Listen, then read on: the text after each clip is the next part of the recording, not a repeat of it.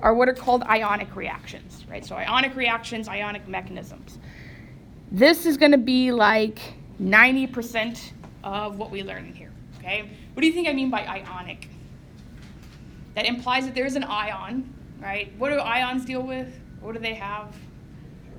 Charges, right? So a lot of these reactions that we're going to be dealing with are going to be dealing with things that have either charges in the reactant, charges in the product, or charges in the transition state. These are all going to be positive and negative things, okay? Okay, so the first type of ionic reaction that we discuss should ideally be a nice little bit of review here for you, right? So these first types of reactions that we discuss are what are called acid-base reactions, okay? So if you remember, back in 152, we introduced you to this concept of acid, or Bronsted-Lowry acid-base theory, okay? In Bronsted-Lowry theory, what is an acid? What does it do? It does, but that's not according to Bronsted-Lowry. There's a specific thing that it does, right? An acid is a proton donor, right? In Bronsted-Lowry acid-base theory, an acid is something that when you put it in something else, it donates a proton to that other thing, right? So for example, if we had HCl in here and we put it in water, right? We know that HCl is an acid because you guys have been talking about HCl forever. If we put it in water, it donates a proton to water, forming this chloride ion and forming H3O+. What was H3O+ called? H3O+ is hydronium, right? So we call this hydronium. What else do we refer to this as? This can also just be H+, and we also have another name for it. If it's just H+ by itself, what do we call H+? Proton, right? So there's a lot of different words for this guy. Okay, so under Bronsted-Lowry acid-base theory, an acid is a proton donor, right? Therefore, what does a base do? Acceptor. Proton acceptor. Okay, so HCl is our acid here. It is our proton donor. Who is the base in this reaction? Who accepts this proton that HCl donates? H2O, right? So water is our Bronsted-Lowry base. It is our proton acceptor. If I didn't know that HCl was an acid, how would I know who was the acid and who was the base in this reaction? So I have my reactants here, right? How would I be able to tell that this guy gave up its proton to water? Because it lost an H when I look at these guys, right? So if I don't know that HCl is an acid, I can always tell that it's acting like an acid by looking at the products of the reaction. In the products, Cl is by itself, so this guy's lost its H, meaning it donated it to the thing that's gained it, which is our hydronium ion, okay? Okay, so again, we've got our Bronsted-Lowry acid and our Bronsted-Lowry base, okay? Okay, so what also is great about Bronsted-Lowry acid-base theory is the reversibility of the reaction, okay? So if we looked at this reaction in the reverse direction, and we looked at these guys as our reactants, who would act like an acid in the reverse reaction? Who would want to donate a proton? Hydronium, right? It's the only thing that has a proton to donate, right? Who would act as the base in the reverse reaction? Chloride, right? So what do we call that? The thing that was an acid in the forward reaction would be a base in the reverse reaction. What is chloride compared to HCl? There's a word for it. It's our conjugate base, right? The thing that was a base in the forward reaction, in the reverse reaction would act like an acid. What is hydronium here? Conjugate acid. Conjugate acid. So we deal a lot of times in Bronsted-Lowry acid-base theory with these conjugate acid-base pairs, right? HCl was our Bronsted-Lowry acid. Its conjugate base is Cl-. H2O was our Bronsted-Lowry base. Its conjugate acid is H3O+. From this guy, HCl and Cl-, how would I know that Cl- is its conjugate base? Or if I was only given this, and I wanted to know what is the conjugate base of HCl, how would you guys do that? How do we know? Yeah, if I said, hey, tell me the conjugate base of HCl. It has that extra H. Right, so pull off the H, right? So acid, conjugate base, okay? Okay, so again, that's a nice little refresher. Now, moving in, again, this is the first of our ionic reactions, okay? Last chapter, we learned about this little arrow pushing, right? This curved arrow notation. What did we use it for, though? We just did it. Direction. So we draw it like electrons are moving, right? For resonance structures, are electrons moving? No, right? We're just using it as like a little guide or an aid to help us determine all the various resonance structures. It's not supposed to be implying that electrons are moving for resonance. For everything else that we use this curved arrow notation for, we're trying to imply the movement and the motion of electrons, okay? So the first little reaction that we introduced you to using this curved arrow notation for are these acid-base reactions, okay? And in these reactions, we call them specifically proton transfer reactions. What's going to happen is our base is going to go out and it's going to take an electron, or it's going to take a proton from our acid, okay? With respect to Bronsted-Lowry acid-base theory, we talk about acids, we said they're proton donors, right? So you just imagine that the acid is doing something, it's donating its proton. But when we actually draw the mechanism using these curved arrows, the base is what actually does the thing. It is the lone pair of electrons that are on the base that go and take the proton from the acid, okay? So, for example, if I have my little base here, right? So I have my base, it's got its lone pair of electrons, it's got a minus charge. When we draw this reaction using this curved arrow notation, the electrons that are on the base are going to go and they're going to take a proton from the acid, right? So it's not a donation of a proton, it's going and taking it from it, okay?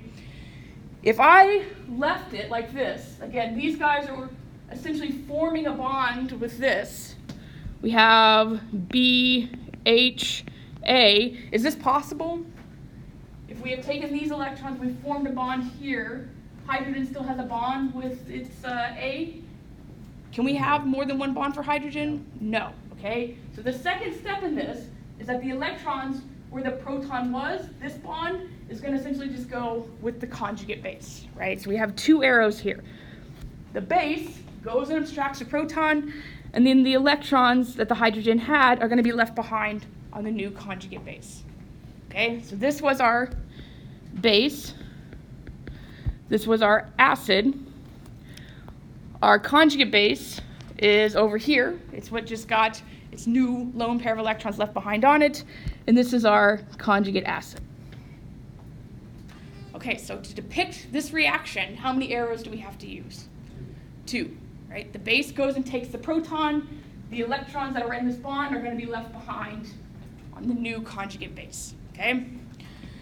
Okay, so what if I did it to some sort of reaction like this one below, right? Let's say, oh, I want you guys to draw this curved arrow notation depicting this acid-base reaction. How would I know, again, who is going to be the acid in our reactants? What is the extra H? So both of them have H's.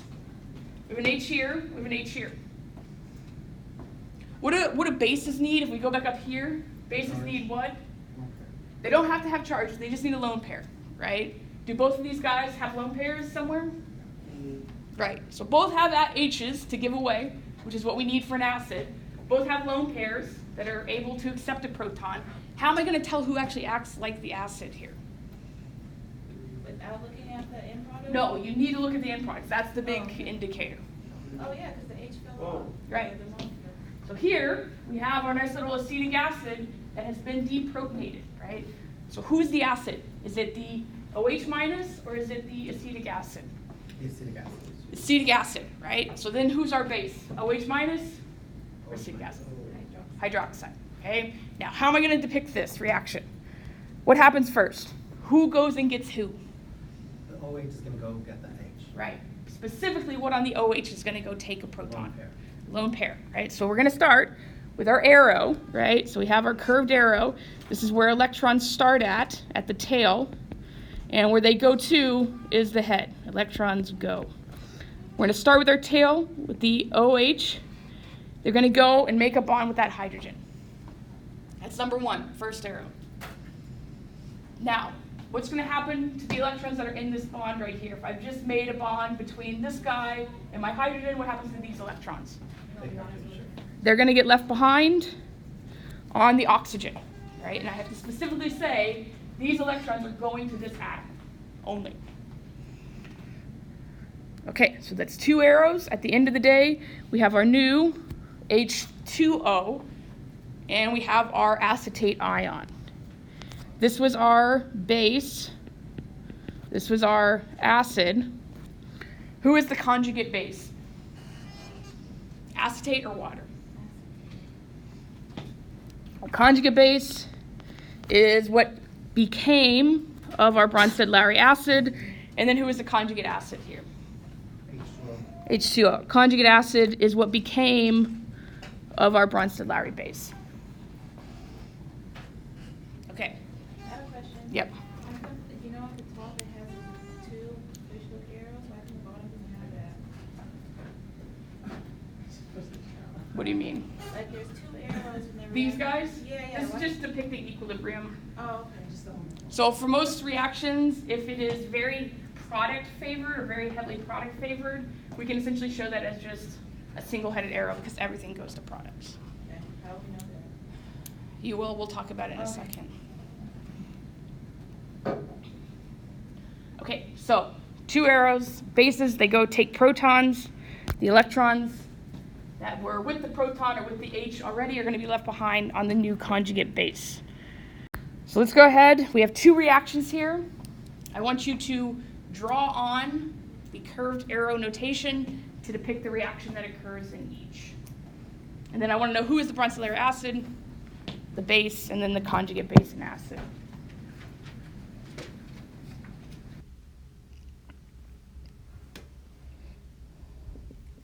Okay, so we're going to go ahead and go over these guys.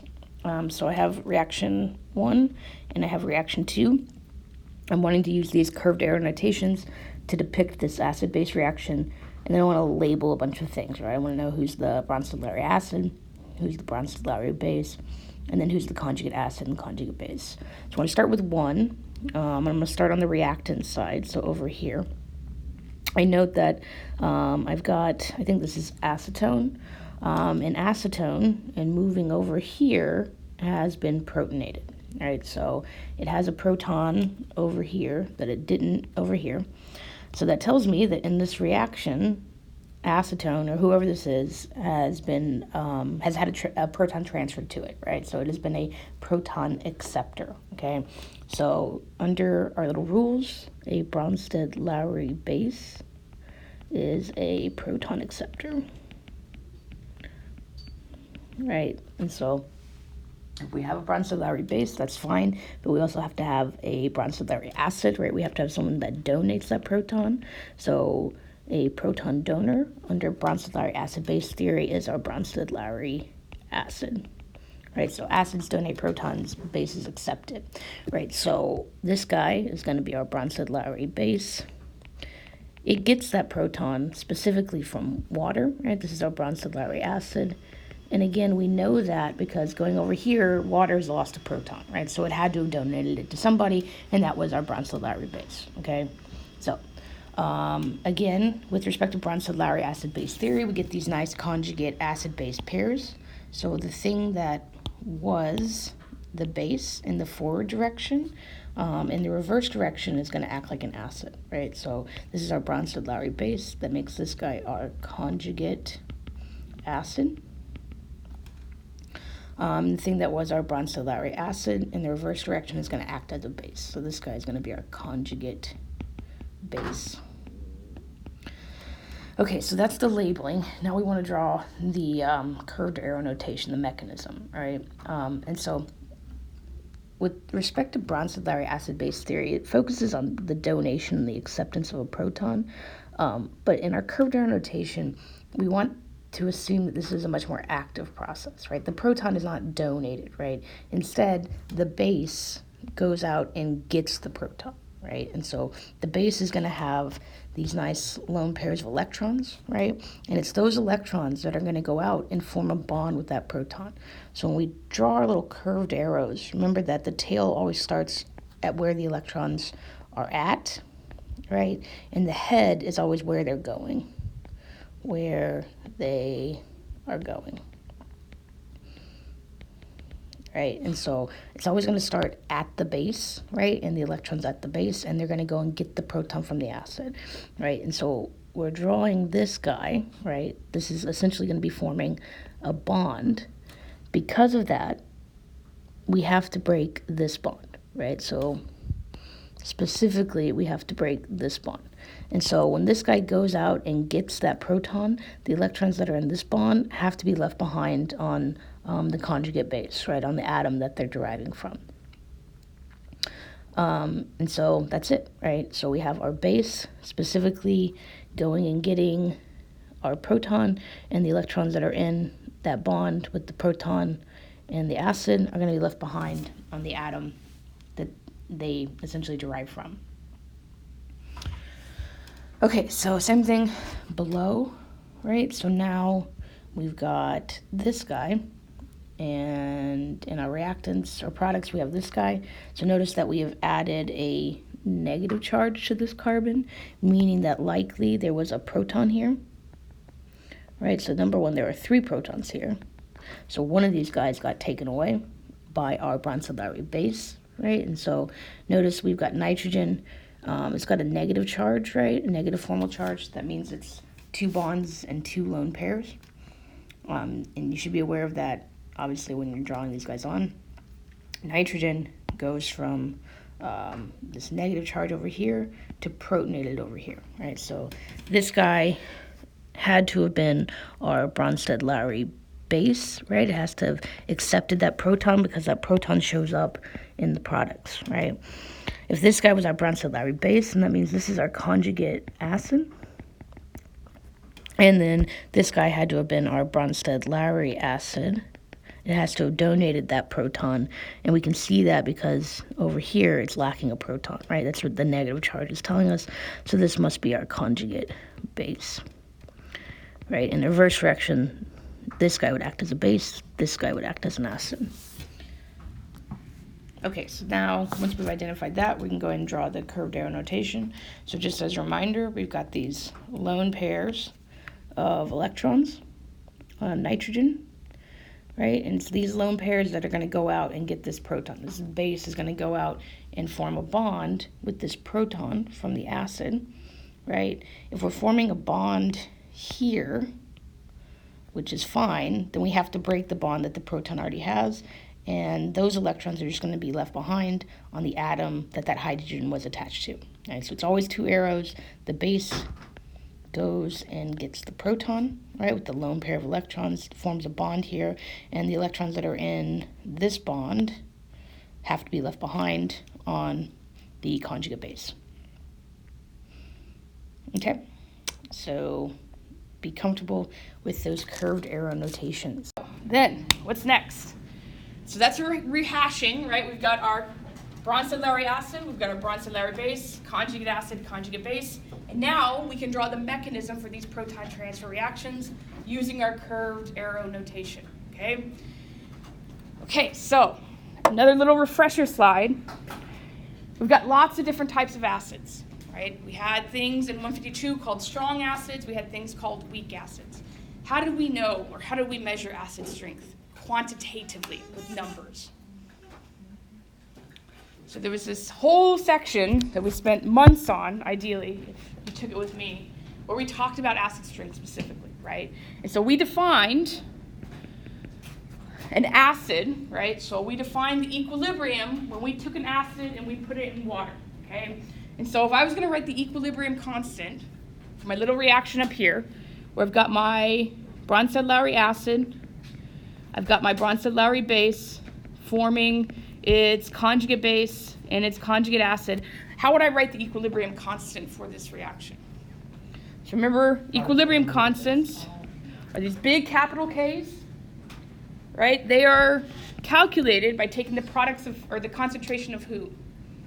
Products, right? So for our products here, we've got our A minus, we've got our H3O plus. Who am I going to divide that by? Reactants, right? So this is HA, but what was the physical state of water here in all of these acid ionization reactions? It was a liquid, so we didn't include it in the equilibrium constant expression, right? So this was a special type of K. It was called the acid ionization constant or the acid dissociation constant.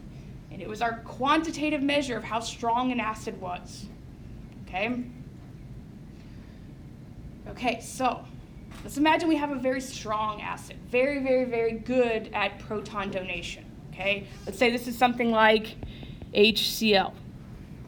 What would be the magnitude of our K here if we had a very strong acid, meaning that all of this formed product at equilibrium, there was very little reactant left over? What would be the magnitude of K? Just big K.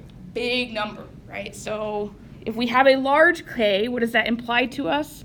That implies that we have a very strong acid. What if we have a very small K? Who's predominant at equilibrium in terms of a very tiny K, say less than 1? The reactant size. Right, so if we have a very small number, and we'll say for this guy, K's are greater than 1.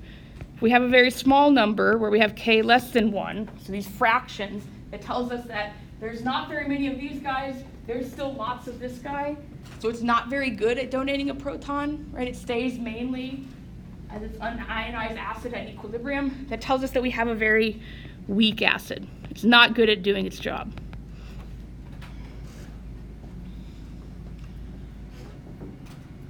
Okay, so when we talk about strong acids, we talk about this K being greater than 1, we're talking about really, really, really large numbers, things like thousands, things like hundreds of thousands, right? What about these weak acids? What were the magnitudes of these guys? 0.0.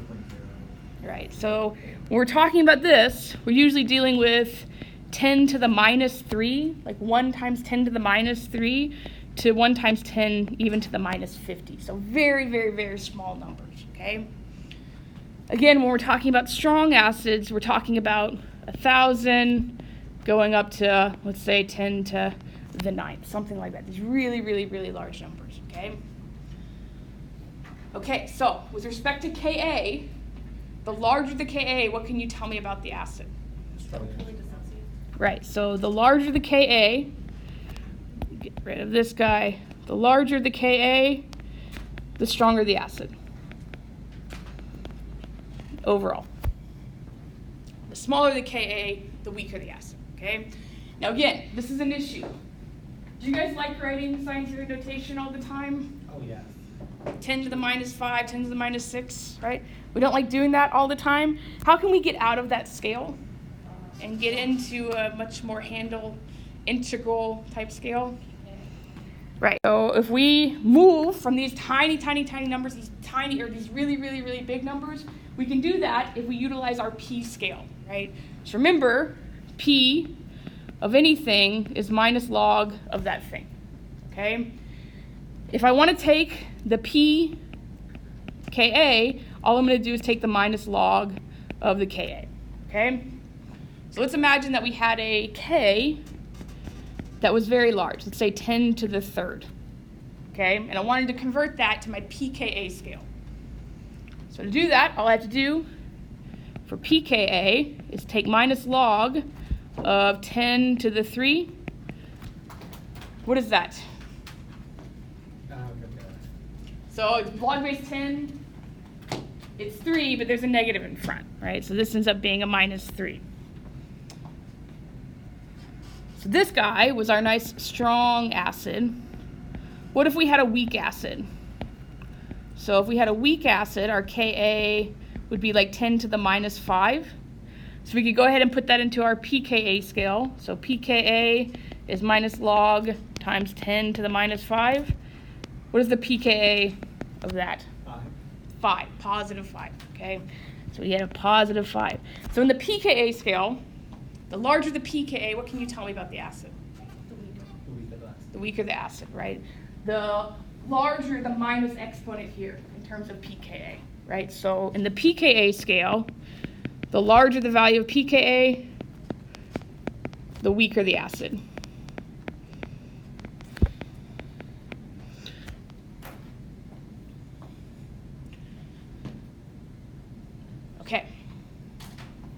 larger the value of pKa, the weaker the acid, the smaller the value of the pKa, the stronger the acid. And that moves into the negative scale. So when we deal with really strong acids, we're going to have these negative pKa's that we're going to be dealing with.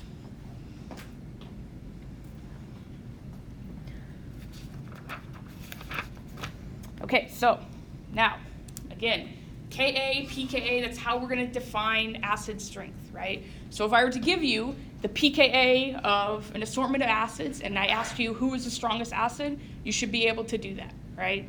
So for example, if I gave you a scale like this where I listed a bunch of various acids and I listed their pKa's with them, who is the strongest acid in this scale or in this little chart? The negative. The -9, and that ends up being, it's a different way than what we normally write it as, H2SO4. Sulfuric acid has a pKa of -9. Notice that hydrochloric is down here. This has a pKa of -7, okay? So as a note, these are both very strong acids. What is the magnitude of the difference in the pKa? 2, right? But when we're dealing in a log scale like this, a unit of difference in pKa ends up being an order of magnitude difference in terms of acid strength because it's 10 raised to whatever that unit is, okay? So right now, between these two, there is a delta pKa of 2. That means that the more acidic acid, sulfuric acid, is 10 to the 2 times stronger of an acid than hydrochloric. What is 10 to the 2? 100, right? So sulfuric acid is 100 times the acid strength of hydrochloric, okay? So again, it's a note that a unit in the pKa scale is an order of magnitude difference in terms of acid strength.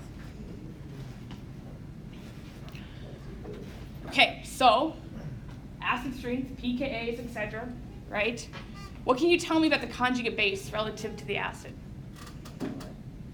So if we go back, let's say something like HCl, what was the conjugate base of HCl?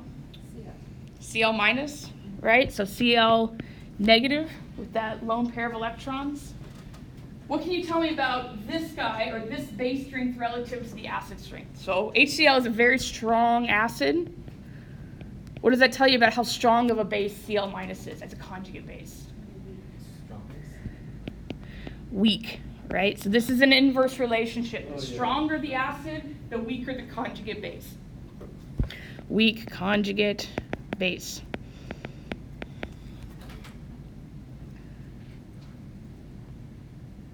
So here, if I had H2SO4, right, the conjugate base of this guy is HSO4 minus.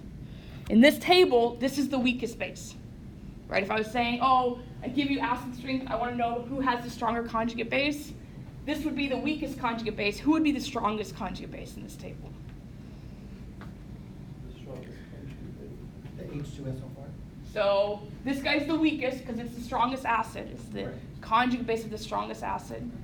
Who is the weakest acid? That one is 50. This guy, right? This guy is ethane. So because of that, this is the weakest acid. You can look at the pKa for that. Its conjugate base, which has this nice negative charge on a carbon. This guy is the strongest base. And again, how do I know a conjugate base given the acid that I've given you? What do you need to do? Kick off the How did I get this from this? I pulled off a hydrogen, right? So if I said, hey, what is the conjugate base of ethane? You pull off a hydrogen, you put a lone pair on it. That's the conjugate base, okay? So again, this guy, strongest acid, it has the weakest conjugate base. This guy is the weakest acid. It has the strongest conjugate base in the table. It's this inverse relationship. Strongest conjugate base. Oh. The weakest conjugate base is the strongest acid. Okay. It's an inverse relationship. Yes. The stronger the acid, the weaker the conjugate Yeah, base. so it's a strong base, so it's a weaker acid, right?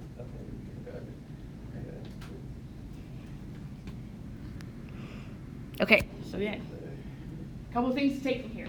An order of magnitude difference in terms of pKa scale. a unit difference in terms of the pKa scale ends up being an order of magnitude difference in terms of acid strength. The stronger the acid, the weaker its conjugate base. Okay. Okay. Talking about what we started talking about last week, which is dealing with Bronsted-Lowry acid-base theory. So again, the beginning of this is supposed to just be a review, right? So a Bronsted-Lowry acid is a proton donor, right? A Bronsted-Lowry base is a proton acceptor. And we learned how to draw the mechanism of this proton transfer reaction last week, right? So remember that we're going to use our little curved arrows. The tail of the arrow is going to start where the electrons are at, and that's always on the base, right? And then they're going to go make a bond with the proton. So in this little reaction, we've got our Bronsted-Lowry acid. We're going to call this guy HA. We've got our Bronsted-Lowry base. This is going to be water. The electrons of that base, that lone pair of electrons, is going to go out. They're going to get the proton, right? And that's a really ugly arrow. They're going to go get that proton from our Bronsted-Lowry acid. What happens to the electrons between the H and the A on our Bronsted-Lowry acid? What happens to specifically these electrons, right? So it's going to break the bond, right? So this guy is forming a bond with the H, and so because of that, we have to break this bond, and the electrons are just going to stay behind on the A, okay? So then in our products, we're going to end up with an O, an H, an H, and an H with one lone pair. We also have a formal charge now of a positive on the oxygen. And then we're going to end up with an A with that extra lone pair of electrons, right? Okay, so if this is our Bronsted-Lowry acid, this is our Bronsted-Lowry base, then we get on the product side our conjugate acid. We get these conjugate acid-base pairs, and then we also get our conjugate base. Right, and so whatever was the acid in the reverse reaction is going to act like a base. Whatever was the base in the forward reaction is going to act like an acid in the reverse. We get these conjugate acid-base pairs. Okay, so that's just review, some vocabulary, right? Bronsted-Lowry acid, Bronsted-Lowry base, and then conjugate acid and base. We also talked about how we quantitatively determine how strong an acid is, how good it is at donating a proton, right? And so we utilize in 152 something called Ka, right, which is the acid ionization constant. It's the equilibrium constant for this reaction, right? And so anytime we deal with equilibrium constants, we're always looking at the concentration of products over reactants at equilibrium, right? And a lot of the acids that we deal with have very, very, very small values for Ka, right? Because for the majority of them, they are all very weak, meaning that they like to stay together in their non-ionized form. And so very few products will actually form an equilibrium. And so we get these very, very, very small values for Ka. Okay, so with that said, we can kind of understand some relationships between Ka and how strong an acid is, right? So overall, the larger the value of the Ka, what can I say about the acid strength, how strong that acid is? Very weak. So larger the Ka, meaning more products at equilibrium versus reactants. So larger the value of Ka, the stronger the acid. So stronger acid, the larger the value of Ka. The smaller the value of Ka, the weaker the acid. It's this inverse relationship. Okay, so that's Ka. Again, though, with Ka, we're dealing with very large and very small numbers. And so, especially in organic chemistry and moving into biochemistry, we don't like to refer to Kas. Instead, we like to take that and put it in a nice numerical form, and that comes in the form of our pKa. Right, so what was pKa? It's negative log of K. Right, so we get this minus log of Ka. Again, with respect to pKa, we're going to kind of switch our definition here. So the smaller the value, the smaller the pKa, what can we say about the acid strength? Very strong acid. Yeah, so the smaller the value of the pKa, the stronger the acid, which is essentially kind of the reverse of what we say about Ka. right? The larger the Ka, the stronger the acid. The smaller the pKa, the stronger the acid. And this moves into negative pKa. So very strong acids like sulfuric acid and hydrochloric have these negative values of pKa. Those are essentially the strongest acids that you can deal with. Okay, so again, this is review, right? We're just getting a handle on this idea behind Ka, pKa, and how we quantitatively determine acid strength, okay? Okay, so just as a reminder too, with respect to the relationship between the strength of our Bronsted-Lowry acid and the strength of its conjugate base, what is that relationship, right? So let's say that we have a really strong acid, right? Something like HCl. And I wanted to know, okay, so this is my acid, this is my HCl. I wanted to know how correspondingly strong its conjugate base is going to be. Right, so first off, number one, if I have my Bronsted-Lowry acid, how do I know what its conjugate base is? What should I do to my Bronsted-Lowry acid to derive its little conjugate base? So let's say we have a little base coming in here. It's going to take its little proton away, leaving behind this guy, right? So chloride is the conjugate base of HCl. What did I do in going from HCl to chloride to figure that out? You lost your H. I just took an H off, right? So we're going to do this a lot, where we're going to have an acid, and we're going to need to know what its conjugate base is, right?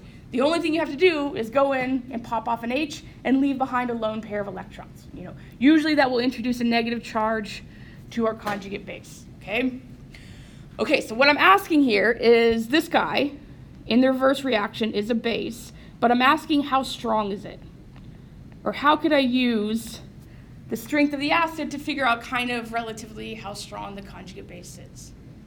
So remember, to be a strong acid, this guy, H and Cl, don't actually really want to be close to one another, right? So Cl doesn't have that great of affinity for H, and so anytime it's in water, anytime it's in an applicable base where it can give up that H, it wants to do that, okay?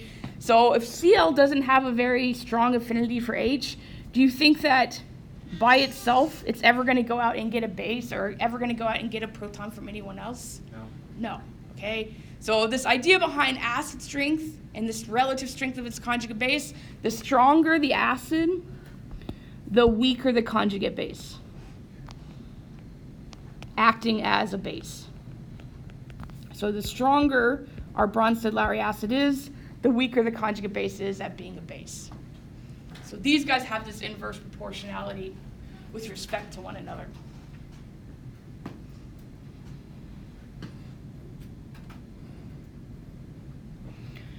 Okay, so given that, the stronger acids, things like H or HCl and sulfuric acid, their conjugate bases are going to be the weakest, whereas our weakest acids are going to produce the strongest conjugate bases. This is nice inverse proportionality. Okay, so one other thing that we can utilize these pKa's for is to determine the position of equilibrium in an acid-base reaction. So for example, let's say that we had a reaction down here where we have this molecule. I'm going to go ahead and name this. This is called tert butoxide. Tert butoxide, right? That's this guy. It's reacting with water to form tert butanol and hydroxide ion. So this is a nice acid-base reaction. Right now, how we have depicted this is that there's a single-headed arrow pointing to the products. But we know that that's probably not the case, right? Instead, we probably have some sort of equilibrium arrow where we get both products and reactants. The question we can ask here is either of these two sides favored at equilibrium, right? So when we come to equilibrium, are we going to majority have this guy, or are we going to, in the majority, have this guy present at equilibrium? We can utilize our little pKa values to tell us specifically who's actually going to be favored at equilibrium, right? And so what we're looking at here are the two acids on the side of the reaction. So on our forward reaction, who's acting as an acid in the forward direction? Who is donating its proton to our base? Right, so in the forward direction, we have water acting as an acid. Right, it's donating its proton to tert-butoxide, forming tert-butanol and hydroxide. If we were looking instead at the reverse reaction, so reverse, going this way, who's acting as an acid? Hydroxide or tert-butanol? Tert-butanol, right? So tert-butanol has this OH group. If we go in the reverse direction, that H is gone. It's been given to water for the products in the reverse direction, okay? So right now we're comparing the acidity between water, our acid in the forward direction, and tert-butanol, our acid in the reverse direction. And the question is, using these pKa values, who is the stronger acid? I'm giving you the pKa's for water, giving you the pKa for tert-butanol. Who is the strongest acid between these two? Water, right? Because it has the smallest value of pKa that tells us that this is the strongest acid. So the answer to this question is that equilibrium is going to favor the direction of the strongest acid, right? So if water is the strongest acid, then for this reaction, the products of this reaction are going to be predominant at equilibrium. The forward direction is going to be favored because water is the strongest acid comparatively to tert-butanol, right? So if we wanted to draw that with respect to our little equilibrium arrow, we would draw this in a different way, where this guy would go away, and we would show that at equilibrium, actually, there's more of the forward direction reaction happening compared to the reverse, right? So I've replaced my completely equal equilibrium signal with this guy, where we have more of the forward and less of the reverse. That's telling us that at equilibrium, the products are going to be favored because, again, water is the strongest acid. We're always going to move in the direction of the stronger acid. Another way to say that, too, is we're always going to favor the side of the most stable or the weakest conjugate base, right? And so if water is our strongest acid, then the most stable, weakest conjugate base is its conjugate base, which is hydroxide. So another way to say this is that we're going to favor the weakest, or formation of the weakest conjugate base, which for this guy, again, is hydroxide. So however you want to look at that, direction of the strongest acid or formation of the weakest conjugate base, you can look at that however it is. However it makes sense to you. Okay. All right, so now I want to go ahead and try this one on our own. I've given you two reactions where I want to know which side of equilibrium is favored, or the position of equilibrium, right? So I want to know, are we a product-favored reaction here, or are we a reactant-favored reaction? Who's going to be predominant when we get to equilibrium? You will need the pKa values that were given on the previous two slides, right? So all of the acids that are in here have pKa values in that table. You will need to refer to them to figure this question out. But go ahead, give that a try, and then we will go over.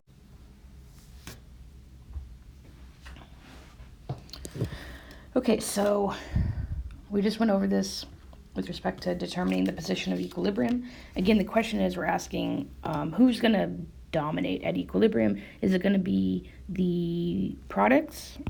And I didn't know that was highlighted. Is it going to be the products over here, or is it going to be the reactants, right? And we can kind of depict that by using our equilibrium arrows, right? So getting rid of this single-headed arrow and using these guys. Depending on who's going to be more favored is going to depend on who has the larger arrow, right? So if we were going to be, let's say, product favored, so mainly these guys are going to be present at equilibrium, then we could depict that with a big arrow here and a very small arrow going in reverse. Same exact thing would happen for if we were reactant favored, right? So if the majority of these guys were this at equilibrium, then we could have a big arrow going back and a very tiny arrow going forward, right?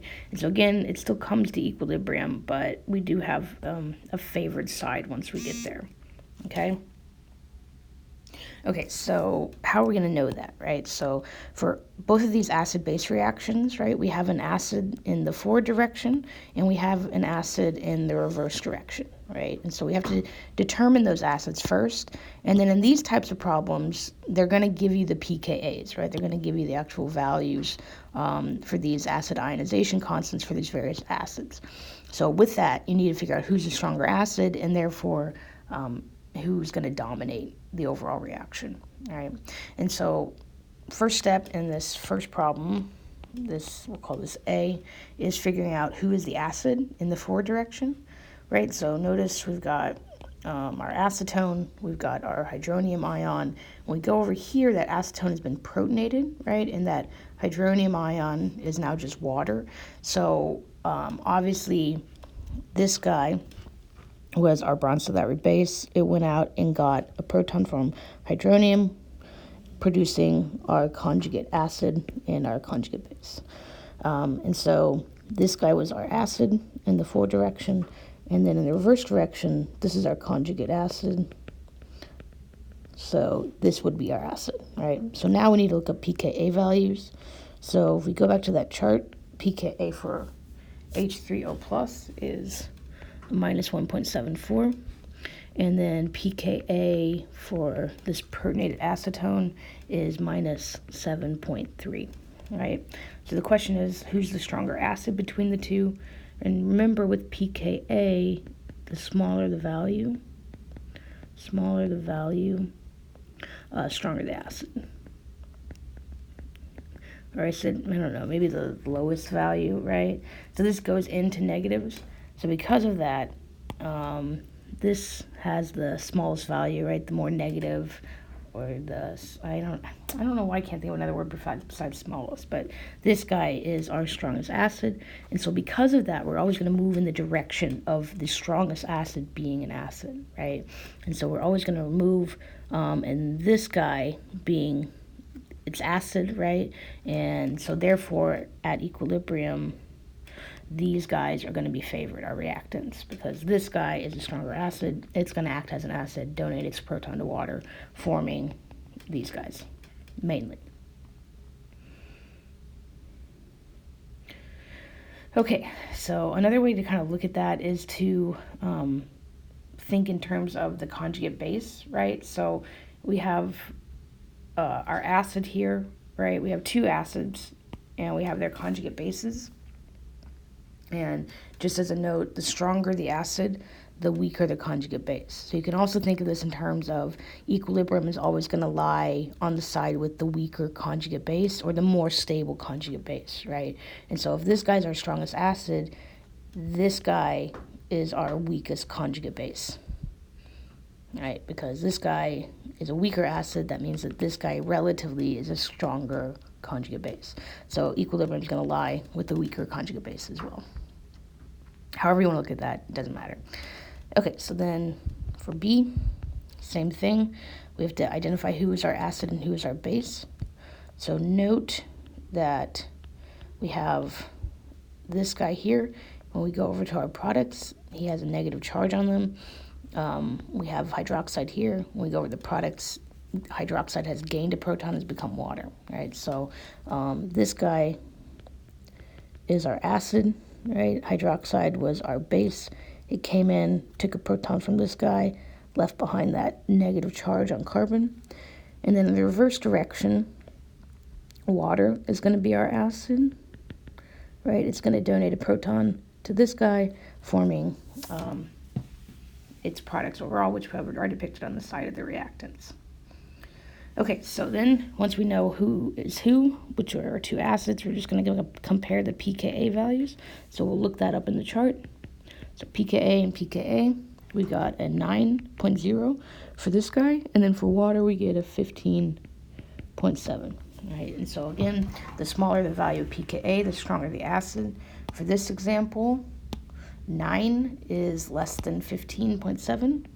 So 9 is less than 15.7, which means that this is the stronger acid.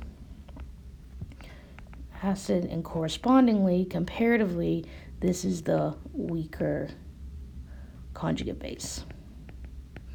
all right, compared to hydroxide. Hydroxide is the stronger base. So because of this, we're going to move in the direction of the stronger acid, and we're going to favor more formation of the weaker base. So our equilibrium arrow would look like this, and you could say that this is product favored at equilibrium. Whereas the top one favored at equilibrium, whereas the top one was reactant favored.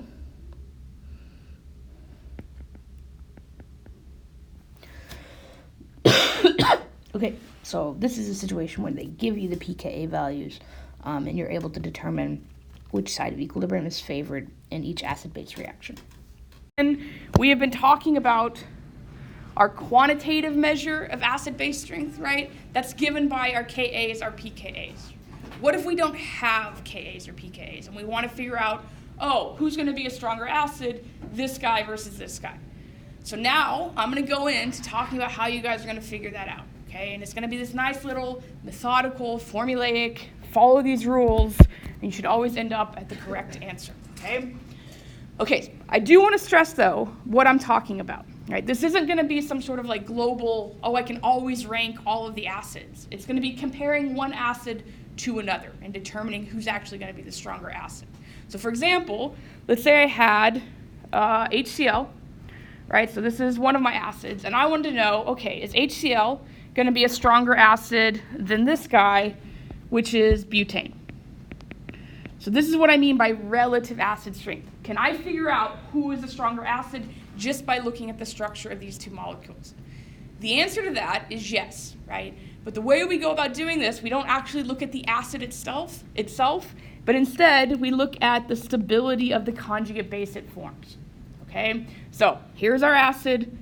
The conjugate base is what we are going to focus on in trying to figure out who is the stronger acid, okay? Now, the answer to this question is the more stable the conjugate base with that negative charge, right? The more stable it is at stabilizing the negative charge that it has, the overall stronger the acid it derived from. Okay? So again, to figure out who's a stronger acid, we're going to look at the conjugate bases and we're going to say who's more stable. The more stable one is going to have derived from the stronger acid. Okay? Okay, so if we're looking at that for something like HCl and butane, right, how am I going to figure out what the conjugate base is of HCl? I'm just going to pop off a proton, right, leave behind a lone pair of electrons and a negative charge, okay? So the conjugate base of HCl is chloride. If I do the same thing for butane, I pop off a proton, leave behind a lone pair of electrons and a negative charge, the conjugate base of butane is that thing, right? Just looking at these two, chloride versus this lone pair of electrons and a carbon, this carbanion, who do you think is more stable? Who do you see most of the time? This guy, right? So this guy, just looking at it, you would say, this is more stable. We frequently will see chloride hanging out, right? Because of that, because this is more stable, this is going to be the stronger acid. Okay, so this guy, you would just look at saying, this is more stable. And because of that, this is the stronger acid between the two. Okay, so you can look at these two and say, okay, that makes sense because, yeah, this seems stable, this seems really unstable. But what if it wasn't so obvious?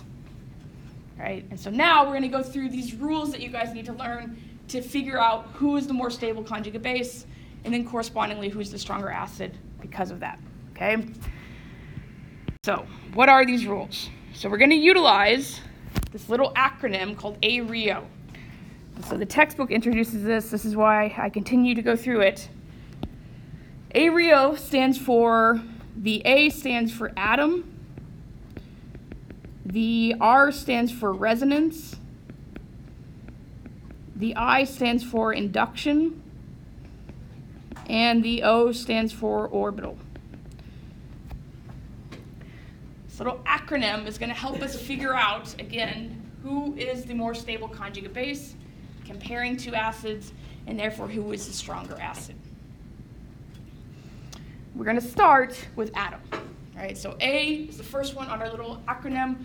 It stands for atom, so we're going to consider the two things that go into determining which atom is going to stabilize that negative charge better. Okay, so how are we going to go about doing this? So let's say that we have butane as an acid versus propanol. And I want to figure out between butane and propanol, who is the stronger acid. The first thing I'm going to do is figure out what their conjugate bases look like. Okay?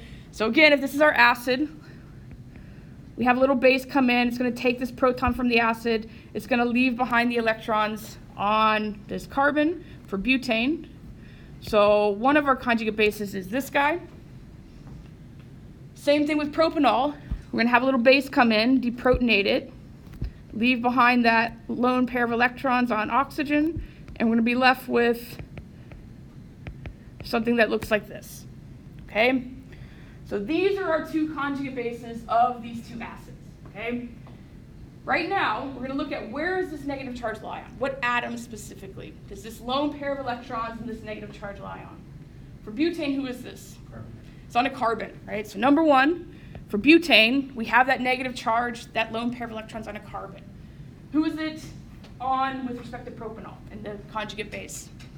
Oxygen, right? So now the question is, which atom, carbon or oxygen, is going to be better capable of taking on that lone pair of electrons and stabilizing that negative charge? So right now, carbon and oxygen, these guys lie in the exact same row of the periodic table, right? So they're just two spots removed from one another. When we have atoms that lie in the same row, we're going to look at electronegativity to determine who is better capable of taking on that negative charge, okay? And so the answer to this is the more electronegative the atom, the more stable it will be with that negative charge on it. It likes to take electrons in, so it's capable of stabilizing that negative charge.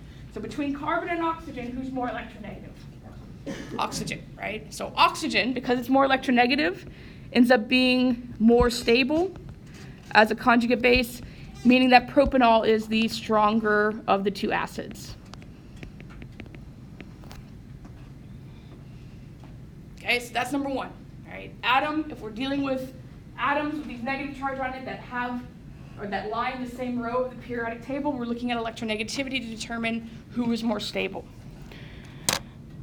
Okay, so if instead we were looking at something like H2O versus H2S, right? So again, we're looking at H2O as an acid versus H2S. And we're saying which one of these two is a stronger acid, okay? So again, to answer this question, I'm going to go in, I'm going to deprotonate them, and I'm going to look at their conjugate bases. So the conjugate base of H2O is OH minus, right, where the negative is on oxygen, and the conjugate base of H2S is HS minus, where that negative is on sulfur, okay? If we are comparing oxygen versus sulfur in terms of electronegativities, who's more electronegative? Oxygen, right? So again, with electronegativity, as we move down, we decrease in electronegativity. That is not going to win in this case, right? Instead, because these guys lie now in the same column of the periodic table, it's actually going to be size that determines who's more stable, okay? So then, between oxygen and sulfur, who's bigger? Sulfur, right? Because sulfur is bigger, right? It's down here. It's got a larger radius. Then it's better capable of stabilizing that negative charge. It has more orbitals to distribute it in, right? And so because of that, this guy is more stable compared to oxygen, and H2S is the stronger acid.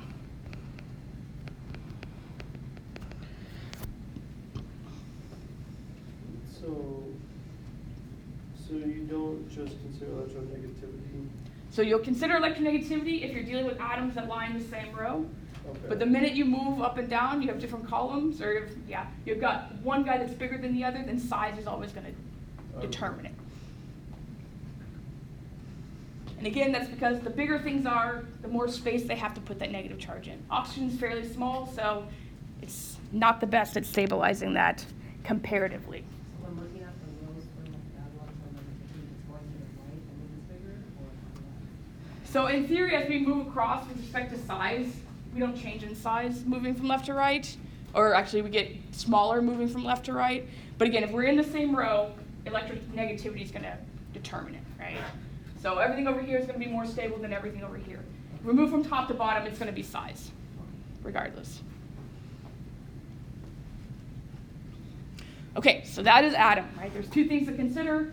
Same row, we're looking at who's more electronegative, that's going to be more stable. If we're looking at different columns or top to bottom, we're looking at who's bigger, that's going to be more stable for a conjugate base, and therefore the stronger the acid. Okay, so that's atom, that's A. Next, we have R, right? And R stands for resonance. So for example, let's say that we had ethanol as an acid versus acetic acid. And again, we're trying to figure out who is the stronger acid, okay? First thing we're going to do for this is we're going to deprotonate both and look at their conjugate bases. Right, so the conjugate base for ethanol is this guy, F oxide, with the negative charge on the oxygen, and then the conjugate base for acetic acid is this guy, which again has a negative charge on the oxygen, okay? Okay, so our first step in this was looking at the atom, right, and the atom that had the negative charge. Who is the atom that has a negative charge for ethanol? Oxygen, right? So for atom, we've got oxygen. Who is the guy that has, or which atom has a negative charge on acetic acid? Oxygen, right? So for this situation, we can't use atom to figure out who's stronger, right? Because it's on the same exact atom. So now we come into this question of resonance. So now we're going to compare the two conjugate bases and determine if either of them have resonance structures. Okay, so first off, we'll look at this guy, the conjugate base of ethanol, F oxide.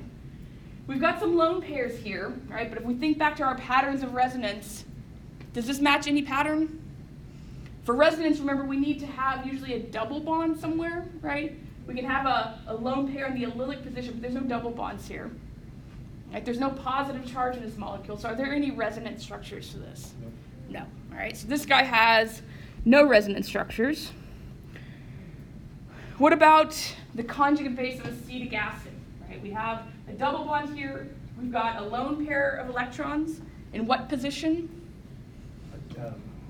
Adjacent to the double. Adjacent to the double bond. Remember that this is our vinylic positions, and then what is the guy just directly adjacent to it called? Allylic, right? So we have a lone pair of electrons in the allylic position.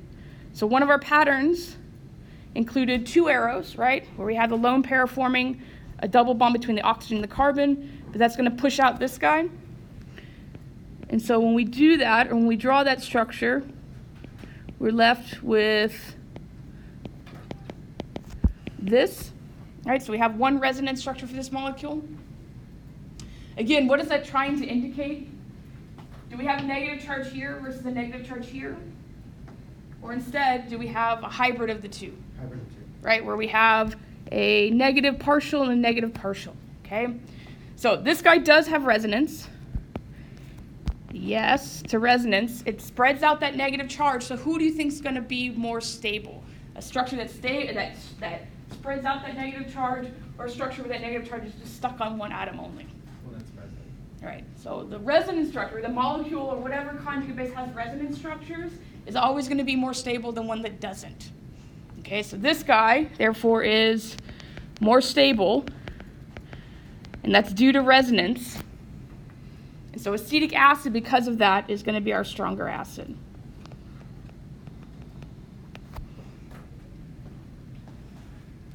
So resonance wins the day on this one. So the more resonance structures, the more spread out that negative charge, the more stable the conjugate base.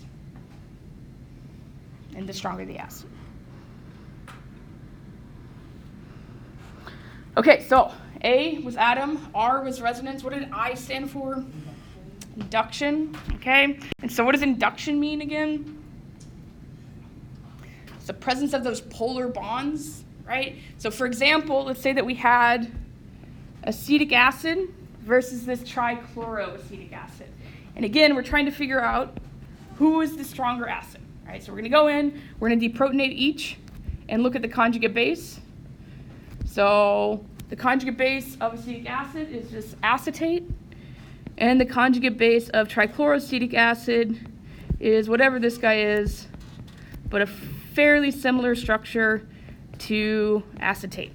Okay?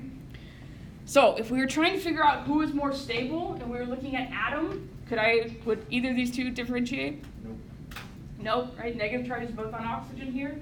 What about resonance? Could resonance tell me any difference for this guy? They both have resonance structures, right? We just drew the acetate one. This trichloroacetic acid would have only one other resonance structure, so we couldn't differentiate with resonance. Now the question is this idea of induction, right? And so if we look out at this portion of the molecule, we have all of these chlorine-carbon bonds, like chlorine-carbon, chlorine-carbon. Who's more electronegative, chlorine or carbon? Chlorine, right? So these guys are nice polar bonds. Chlorine is pulling the electron density towards itself for all of these guys. On the other hand, if we look at our just acetic acid, what are these bonds replaced with? These are just carbon-hydrogen. Are these polar bonds? No, all right? And so because of this, because we have these chlorines that are pulling this electron density this way, that's going to leave behind this partial positive, and it's going to help stabilize this negative charge that's developing over here, right? So the introduction of these chlorine, these guys are called electron withdrawing groups, right? They withdraw electron density from this side of the molecule so that it's better capable of stabilizing the negative charge over here, okay? So because of that, because of this induction from these chlorines, this guy is more stable, and then this is the stronger acid because of that. So again, this is a situation where the atom was the same, the number of resonance structures were the same. The only way they differed was this guy had a bunch of polar bonds on the end of it, this guy did not. Those polar bonds helped withdraw electron density, which helped stabilize this negative charge that developed on the other side of the molecule. Helped stabilize it. Okay. So that's I, that's induction. There's one more, and that is O, which stands for orbital. Okay, so now we're going to utilize this little molecule up top to illustrate the influence that orbital has in stabilizing these conjugate bases, okay? So right now what we're going to do is compare this proton to this proton and figure out who's more acidic, right? Okay, so again, the first thing I'm going to do is I'm going to deprotonate both. So over here, if I take away that proton, I'm going to be left with this molecule, right, where I have a double bond and I have a lone pair on this carbon. And if I deprotonate the molecule over here, we're going to be left with this molecule, which has a hydrogen, a double bond, and then a lone pair of electrons on that carbon of the triple bond. Okay? Okay, so we're comparing this conjugate base versus this conjugate base. Again, first step is atom. What atom does this negative charge or this lone pair of electrons lie on for both of these? Carbon. Carbon, right? So this guy, the lone pair is on a carbon. For this guy, the lone pair is on a carbon. So we can't use atom to figure this out. What about resonance? Are there any resonance structures to this? No, right? So we have the lone pair in the allylic position or the vinylic position. In the vinylic position, we don't know any patterns for that, so there's no resonance structures. There's no induction, right? It's only just carbon, hydrogen single bonds. There's no electron withdrawing groups. And so finally, we get to what type of orbital the lone pair of electrons is in, right? So if we look at this guy, our first little structure over here, this guy, what type of hybrid orbital does that lone pair of electrons lie in? sp2? SP. Right, so it's sp. Again, we have a bond. There's another hydrogen that's implied that we don't draw. Right, so this was a hydrogen that we don't draw. This is a hydrogen that we don't draw. So we get 1, 2, 3 groups around this. This is sp2 hybrid orbitals. What about the other carbon? What about this carbon? What type of hybrid orbital set does this guy lie in? SP. sp, right? So this guy, we have just a lone pair of electrons and one other type of bond. So the steric number here is 2. This is sp hybrid orbitals, okay? Okay, so again, with respect to the percent S character, these sp hybrid orbitals have an S and a P, right? There's 2 orbitals that go into making those. What percentage of S character are those sp orbitals? 50-50. Right, so this guy was 50% S character because, again, S made up half of them. What about sp2? What was the percentage of S character for sp2? 33. 33, because again, we have an S, we have two P's. The S is 1/3 of those three orbitals. And then for sp3, S character was 25%, right? Because we have an S, we have three P's, it makes up 25% overall, okay? So now the question is, who's closer to the nucleus, S or P? S, right? So S is closer to the nucleus, so closer. And what's in the nucleus? Protons. And what are protons charged? In the nucleus, they are protons that are positively charged. And again, we're questioning how to stabilize or how well this thing stabilizes a negative charge. So the closer that we can get to that positive charge in the nucleus, the more stable overall we're going to be. Okay? Who gets these electrons closer to the nucleus? The sp orbitals or the sp2? Sp. Okay? And so because of that, this guy, because S gets us closer to the nucleus, this guy overall is going to be more stable. And because of that, that proton is going to be the strongest acid, or the stronger of the protons, stronger acid.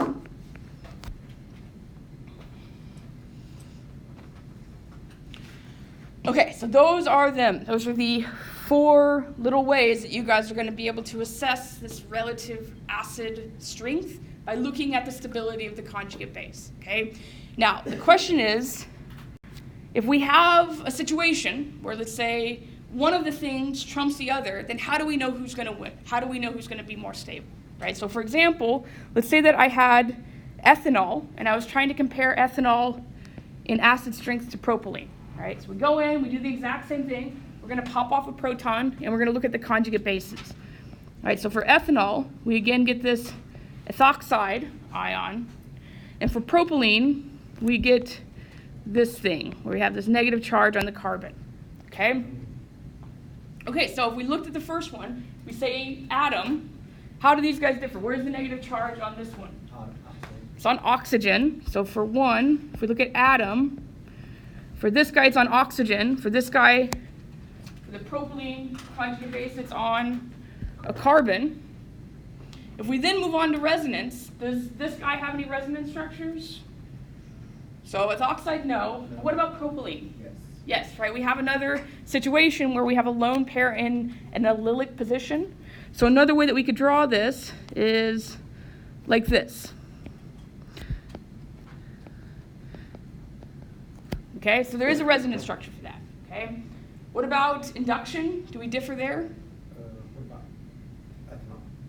So ethanol, because the negative charge is on our electron withdrawing group, there's nothing else out here, right? So we're looking at the rest of the molecule as opposed to where the negative charge is at. So the rest of the molecule is just carbon, hydrogen.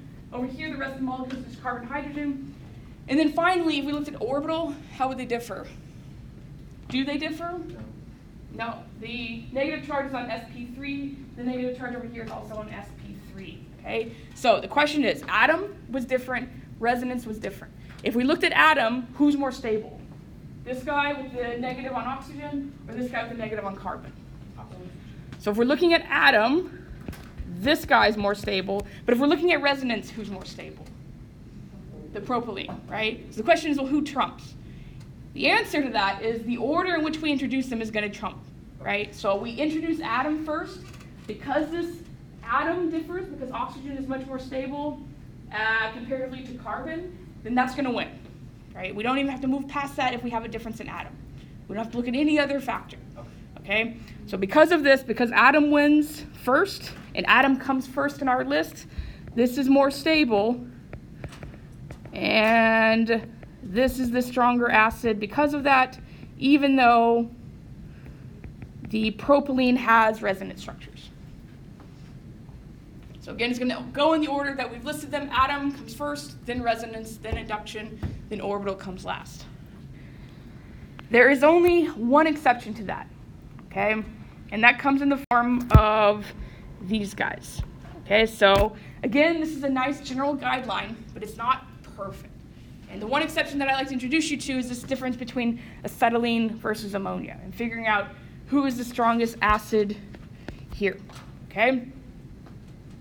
Okay, so again, to answer this, we're going to deprotonate both of them and look at their conjugate bases, right? So if I deprotonate acetylene, I end up with a negative charge on a carbon. If I deprotonate ammonia, I end up with 2 lone pairs and a negative charge on the nitrogen. If we're using a Rio, who's going to be more stable? So first thing is atom. We've got negative charge on nitrogen versus the negative charge on carbon. Nitrogen is more electronegative. It should be more stable, right? But if we look at the pKa values, if this is more stable, this should be the stronger acid. But who ends up being the stronger acid here, acetylene or ammonia? Acetylene, okay? And so this is one of these ones where atom doesn't trump. It actually ends up being the orbital that this guy is on that makes this more stable. It makes this the stronger acid. Okay, so this is just one of those weird exceptions that it doesn't actually follow the pattern that we've introduced, but I'm just letting you know, for the most part, you should be able to trust the pattern that we've introduced.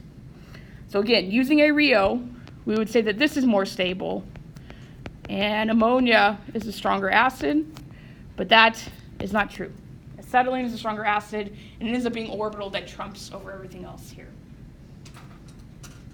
That's just the one exception, so don't worry about that, but again, for the most part, a Rio is a good thing to follow. Okay, so now I'm going to do an example, and then I'm going to let you guys try one on your own.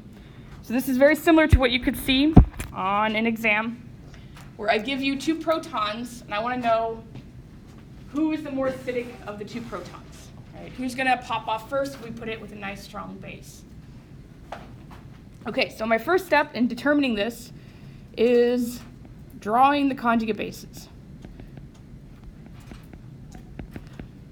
So I'm going to start with the red, and I'm going to take off the proton, leave behind the electrons that are in that bond. So for this guy, we end up with negative charge on oxygen. And then I'm going to say ... for the rest of the structure, because I don't want to draw everything out. Same thing over here. We're going to pop off this proton, leave behind the electrons. And again, I'm going to say ... for the rest of the structure, because I don't want to draw everything. Carbon, Cl3, and this. Okay, this is the first step. Drawing the conjugate bases. Ideally, there won't be such long structures, so you could draw out the entire thing, but I'm not going to. All right, so now that I have the 2 conjugate bases, I've popped off the proton, I've drawn their conjugate bases, I'm going to compare them, and I'm going to first start with atom, right? So for both of them, when we look at atom, where does the negative charge lie? Oxygen. On oxygen for this guy, on oxygen for this guy, right? So can I use atom as a means to determine? No. Number 2, after atom, which doesn't give us any answers, we turn to resonance, right? So for this guy, we'll call this one A, and this guy will be B. Are there resonance structures that I could draw for A? Yes. Yes. Again, I have a lone pair of electrons in an allylic position, right? So one of the structures I could draw is this guy going there. Is there anything else I could draw? No.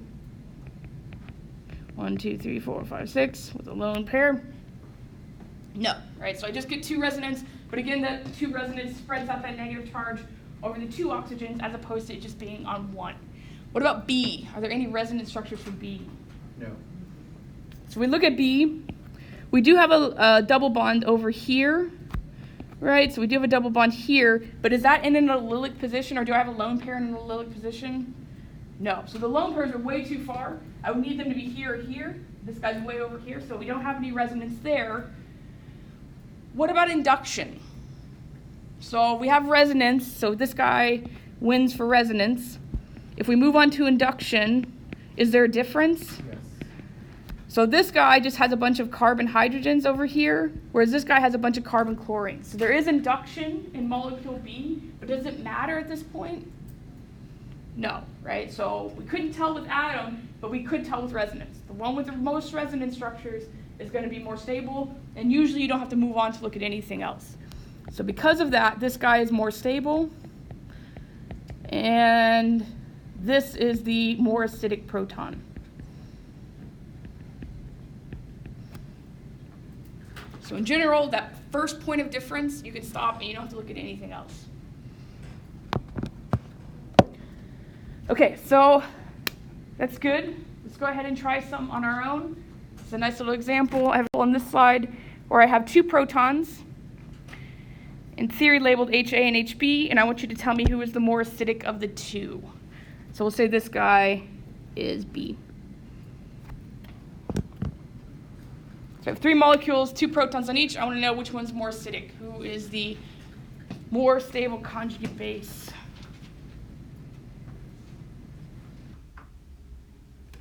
Okay, so let's go ahead and go over the answers to these guys. So we have three different compounds here, and we want to know in each compound which is the more acidic proton, HA or HB. Right, so we have HA versus HB. So we're going to use our little principles of A Rio to determine in each of these who is more acidic, right? So first step in doing this is to write the conjugate base for each, right? So I'm going to go ahead and go to the right here. I'm going to remove HA and write the conjugate base for our molecule number 1, right? So when HA pops off, we get negative charge on oxygen. We still have HB here, and then we get our double bonds. And so then that's number 1. Number 2, we're going to remove the other one and look at the conjugate base of it. So we've got this guy, HA. If we remove this guy, right, if we have a base come in and take away this proton, it's going to leave behind the electrons on this carbon, and we're going to get this negative carbon ion. And so then we're looking at the difference between these two. All right, so for our removal of HA, we get the negative charge on an oxygen. And for the removal of HB, let me write that down, we get the negative charge on a carbon, right? And so with respect to A Rio, we can go ahead and stop there. We know that oxygen is much more capable of stabilizing that negative charge.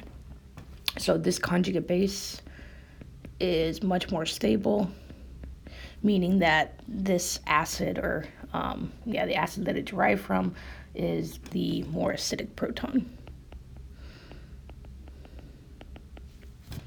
Okay, so then same thing for molecule number 2. We're gonna let me move this guy, get rid of that. So for this way, we're gonna take away HB, right? So we're gonna have a base come in, it's gonna take away this proton, it's gonna leave behind the electrons on that carbon. We're gonna be left with this guy. And then we're going to do the same thing here with HA, right? So this is going to be, let's get rid of this, minus HA. Same thing, we're going to have a base come in. It's going to remove this proton, leave behind those electrons, and we're going to be left with something that looks like this.